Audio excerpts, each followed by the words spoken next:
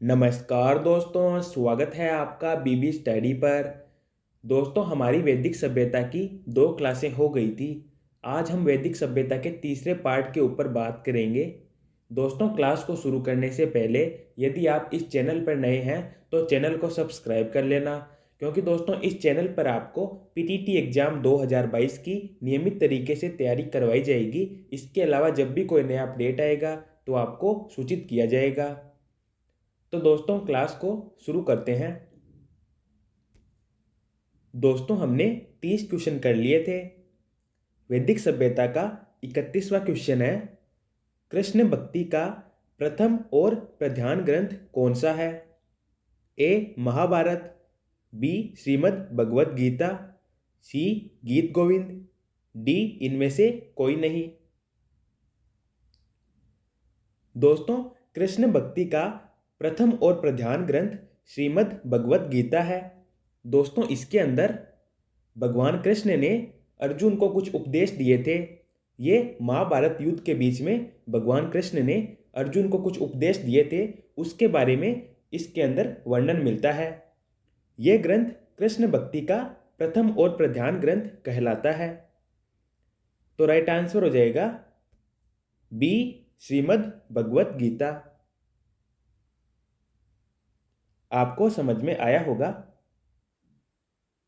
अगला क्वेश्चन, ऋग्वेद काल में बुना हुआ सूती वस्त्र कहलाता था? ए अंत का, बी नीवी, सी ए और बी दोनों, डी इनमें से कोई नहीं। दोस्तों, ऋग्वैदिक काल के अंदर शरीर के निचले हिस्से को ढकने के लिए नीवी नाम के वस्त्र का उपयोग होता था। ऊपरी शरीर को ढकने के लिए अधिवास नाम के वस्त्र का उपयोग होता था। दोस्तों, ऋग्वैदिक काल के अंदर ऊपर से ओढ़े जाने वाला वस्त्र बास कहलाता था। जैसे दोस्तों शॉल, चुन्नी, ओढ़नी, इस प्रकार ऊपर से ओढ़े जाने वाले वस्त्र ऋग्वैदिक काल के अंदर बास कहलाते थे। और दोस्तों, बुना हुआ सूती वस्त्र ऋग्वैदिक काल के अंदर अंतका कहलाता था। इसके अलावा बात करें तो धनी लोग ऋग्वैदिक काल के अंदर एक विशेष प्रकार का वस्त्र धारण करते थे, उसे क्षोम कहा जाता था। दोस्तों, धनी लोगों का यह वस्त्र क्षोम रेशम से बना हुआ होता था। तो आपको काफ़ी चीज़ें क्लियर हुई होगी। तो ऋग्वैदिक काल में बुना हुआ सूती वस्त्र अंतका कहलाता था। तो आपका राइट आंसर हो जाएगा ए अंतका। चलते हैं अगले क्वेश्चन की ओर। 33वां क्वेश्चन, ऋग्वेद के किस मंडल में शूद्र का उल्लेख पहली बार मिलता है? दोस्तों, ऋग्वेद में 10 मंडल है। 10वें मंडल के अंदर एक सूक्त पुरुष सूक्त का उल्लेख मिलता है। इस पुरुष सूक्त के अंदर चतुष्वर्णीय समाज की बात कही गई है। 4 वर्णों का उल्लेख पुरुष सूक्त के अंदर मिलता है। यानी दोस्तों, ब्राह्मण, क्षत्रिय, वैश्य और शूद्र, इन चारों वर्णों का उल्लेख ऋग्वेद के 10वें मंडल के पुरुष सूक्त के अंदर मिलता है। तो दोस्तों, पुरुष सूक्त के अंदर यानी 10वें मंडल के अंदर शूद्र का उल्लेख पहली बार मिलता है। तो आपका राइट आंसर हो जाएगा डी 10वें मंडल में। ऋग्वेद के 10वें मंडल में पुरुष सूक्त का उल्लेख मिलता है और पुरुष सूक्त के अंदर चतुष्वर्णीय समाज की बात कही गई है और उसके अंदर शूद्र का उल्लेख पहली बार मिलता है। तो आपको क्लियर हुआ होगा। चलते हैं अगले क्वेश्चन की ओर। 34वां क्वेश्चन, उपनिषद की संख्या कितनी है? ए 108, बी 109, सी 200, डी 201। दोस्तों, उपनिषदों की कुल संख्या 108 है, लेकिन दोस्तों प्रमुख उपनिषद की संख्या 12 होती है, क्योंकि दोस्तों प्रमुख उपनिषद के ऊपर शंकराचार्य ने भाष्य लिखे हैं। इसी कारण दोस्तों उपनिषद की संख्या तो 108 है, लेकिन 12 उपनिषद के ऊपर शंकराचार्य ने भाष्य लिखे हैं, तो इन 12 उपनिषद को प्रमुख उपनिषद कहा जाता है। इस प्रकार दोस्तों उपनिषद की संख्या हो जाएगी 108 तो आपका राइट आंसर हो जाएगा ए 108। आपको क्लियर हुआ होगा। उसके बाद में 35वां क्वेश्चन, मीठे के लिए ऋग्वैदिक आर्य किसका उपयोग करते थे? दोस्तों, वैदिक सभ्यता का समाज पितृसत्तात्मक था, जबकि सिंधु घाटी सभ्यता का समाज मातृसत्तात्मक था। ऋग्वैदिक काल के अंदर समाज में संयुक्त परिवार प्रथा प्रचलित थी। दोस्तों, ऋग्वैदिक आर्यों का खान पान सरल था। ऋग्वैदिक आर्य केवल दूध से निर्मित चीजों का उपयोग करते थे।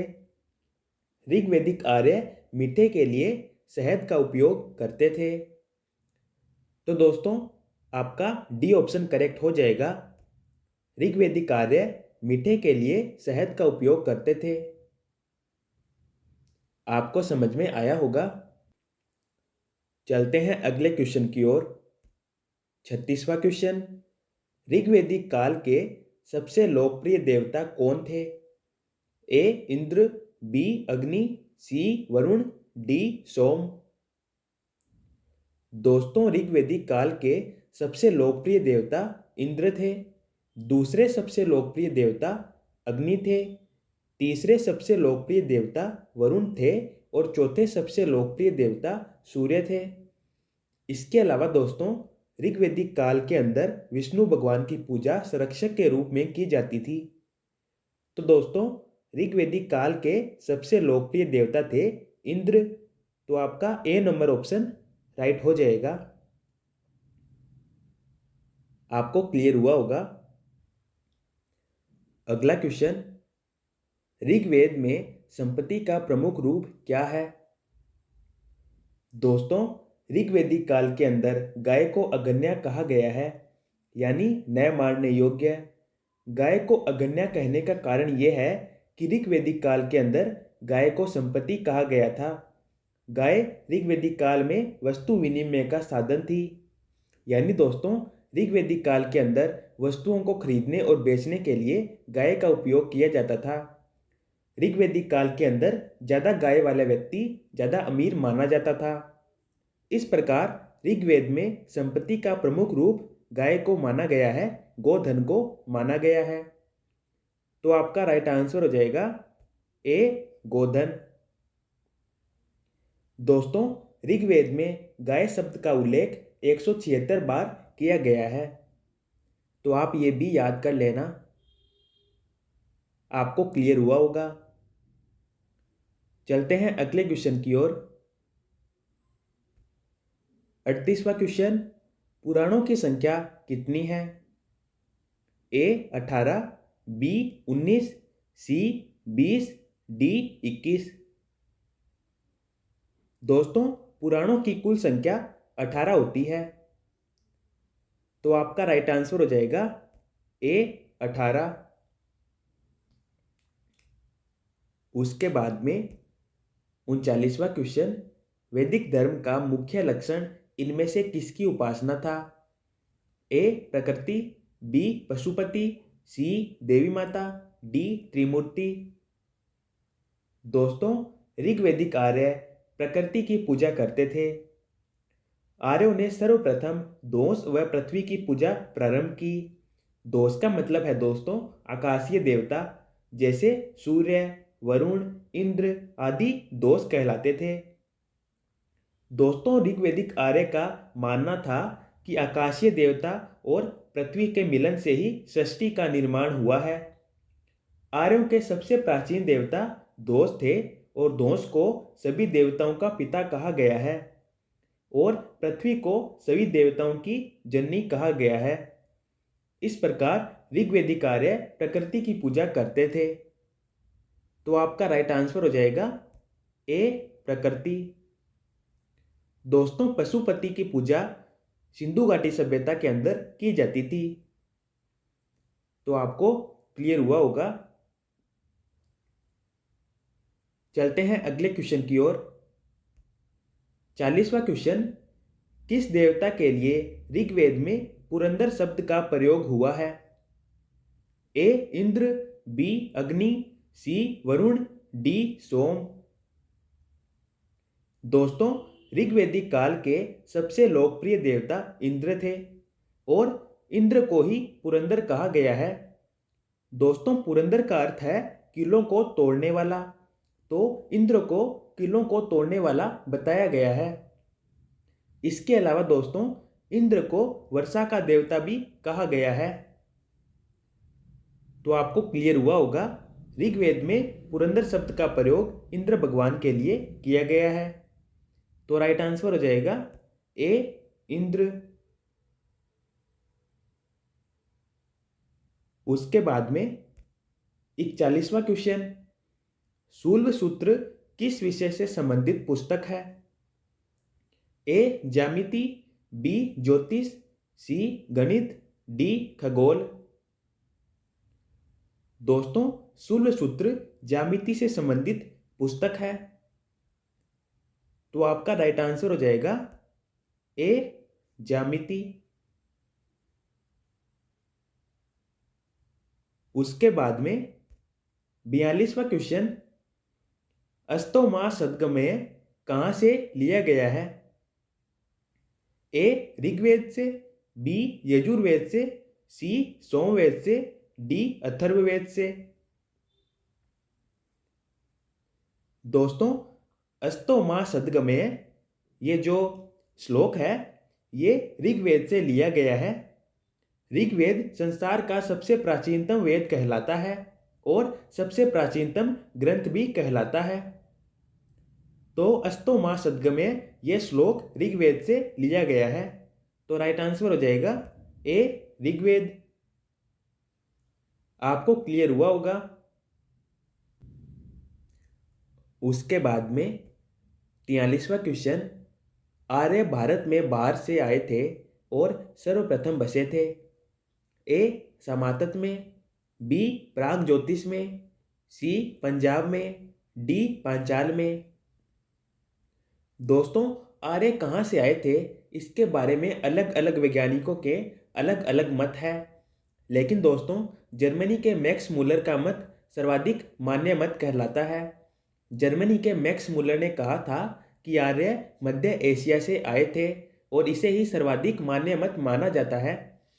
तो आर्य मध्य एशिया से आए थे और सर्वप्रथम पंजाब के अंदर बसे थे, यानी मध्य एशिया से आकर आर्य सर्वप्रथम पंजाब के अंदर बसे थे। तो राइट आंसर हो जाएगा सी, पंजाब। उसके बाद में 44वां क्वेश्चन, सूची 1 को सूची 2 के साथ सुमेलित कीजिए। दोस्तों, सूची 1 के अंदर चारों वेद दिए गए हैं और सूची 2 के अंदर चारों वेदों के यज्ञकर्ता या फिर पुरोहित दिए गए हैं। हमें सूची 1 का मिलान सूची 2 के साथ करना है। दोस्तों, ऋग्वेद का पुरोहित होता या फिर होत्र कहलाता है। यजुर्वेद का पुरोहित अदर्व्यु कहलाता है। सामवेद का पुरोहित उद्गाता कहलाता है और अथर्ववेद का पुरोहित ब्रह्मा या फिर ब्राह्मण कहलाता है।